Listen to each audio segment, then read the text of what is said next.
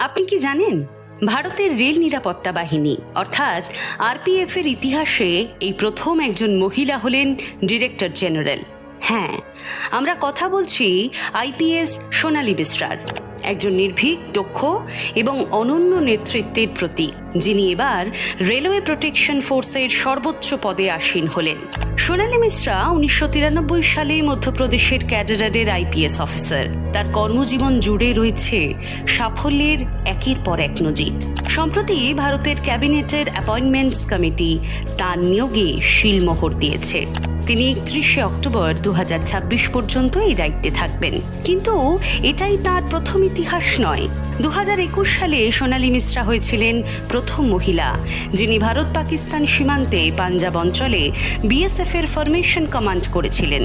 তিনি শুধু সীমান্তে নয়, কাশ্মীর উপত্যকায় বিএসএফ এর আইজি, এমনকি গোয়েন্দা শাখার প্রধান হিসাবেও দায়িত্ব সামলেছেন সাহসিকতার সঙ্গে। তিনি ছিলেন বিএসএফ এর অতিরিক্ত ডিরেক্টর জেনারেল বা এডিজি। এই পদের জন্য প্রয়োজন গভীর নেতৃত্ব, অভিজ্ঞতা এবং কাঁধে দায়িত্ব বহন করার সাহস। আর সোনালী মিশ্রা সেই সমস্ত গুণেই উদ্ভাসিত। এই অসামান্য সেবার জন্য তিনি পেয়েছেন রাষ্ট্রপতির পুলিশ পদক এবং যোগ্য সেবার জন্য পুলিশ পদক। আরপিএফ 1957 সালে গঠিত হয়েছিল। 1985 সালে ওকে দেয়া হয় সশস্ত্র বাহিনীর মর্যাদা। এত বছর পর এবার এক নারীর কাঁধে উঠল সেই বাহিনীর নেতৃত্বের দায়িত্ব। সাহস, শৃঙ্খলা আর নেতৃত্বের এক উজ্জ্বল নাম সোনালী মিশ্রা।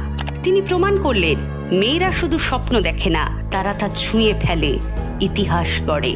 তাকে সালাম জানায় বিয়ন্ড দ্য অবভিয়াসের টিম। এরকমই আরও গল্পের আপডেট পেতে আমাদের ফেসবুক পেজটি ফলো করুন আর আমাদের ইউটিউব চ্যানেলটিকে সাবস্ক্রাইব করতে ভুলবেন না। বিয়ন্ড দ্য অবভিয়াস, দৃশ্যের আড়ালে লুকিয়ে আছে গল্প।